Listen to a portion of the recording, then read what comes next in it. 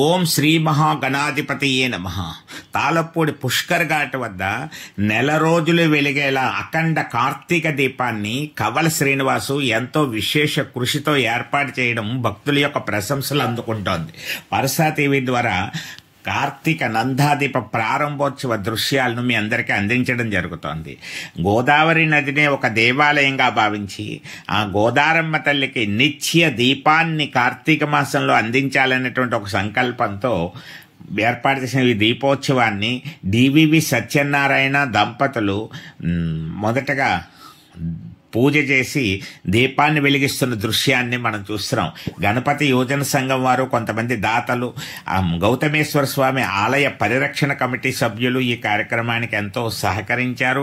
మరి గోదావరి గాలిని తట్టుకొని దీపం వెలిగేలా ఒక అద్దాల బాక్స్ని ఏర్పాటు చేయడం, ఒక అందరికీ కనపడే విధంగా ఒక ఎత్తైన వేదికని ఏర్పాటు చేయడం, నల్ల మద్ది మానవ మీద ఏర్పాటు చేస్తే మంచిదని తెలుసుకుని ఆ విధంగా ఏర్పాటు చేయడం, ఇదంతా కూడా విశేషమైనటువంటిదిగా చెప్పవచ్చు.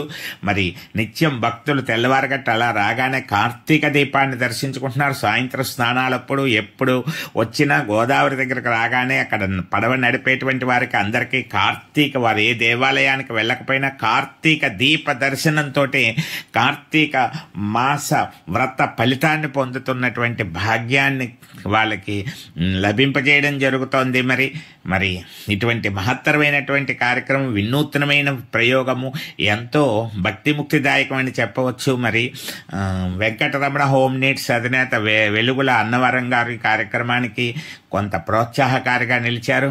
ఆయన కూడా వచ్చి ఇగో ఇక్కడ ప్రదక్షిణ చేస్తున్నారు. భక్తులందరూ కూడా కార్తీక దీపం నెల్లాళ్ళు చక్కగా వెలిగేలాగా భక్తులందరూ సహకరించాలని కూడా కోరుతున్నారు. మరి భక్తులు కూడా నూనెని సమర్పించవచ్చు. 15 కేజీల నూనె పైన పడుతుంది నెల్లాళ్ళు వెలగడానికి. అందరికీ ఆ ఫలితంలో భాగం రావాలనే ఉద్దేశంతో నూనెను సమకూర్చేవారు స్వయంగా వచ్చి వారు ఆ నూనెను అందులో జాగ్రత్తగా పోస్తూ ఉండొచ్చు.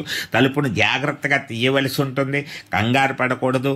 అవసరమైతే అక్కడ ఫోన్ నెంబర్ ఏర్పాటు చేయడం జరుగుతుంది. ఫోన్ చేస్తే కవల శ్రీనివాస్ అందుబాటులోకి వచ్చి తగిన సహకారం అందిస్తారు.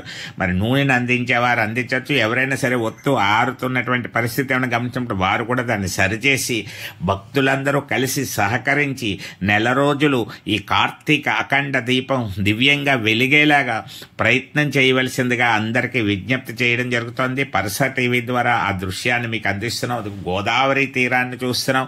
ఆ గోదావరి తీరంలో మరి అఖండ దీపం అనేటువంటిది వెలుగుతోంది. అగో తెల్లవారగట్ట అప్పుడే భక్తులు ఆ దీపం చుట్టూ ప్రదక్షిణ చేస్తున్నారు. ఇంకా సూర్యోదయం అవ్వకముందే ఇలా ఎంతోమంది, కొన్ని వందల మంది ప్రదక్షిణాలు చేసే అవకాశం భక్తులకు కలుగుతోంది.